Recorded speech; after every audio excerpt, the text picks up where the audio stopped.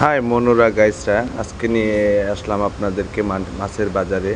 তো এখানে এসে আমার মাছ দেখে ইচ্ছে করতেছে মাছ দিয়ে ভাত খাই। তো যাই হোক, আপনাদেরকে আগে দেখিনি।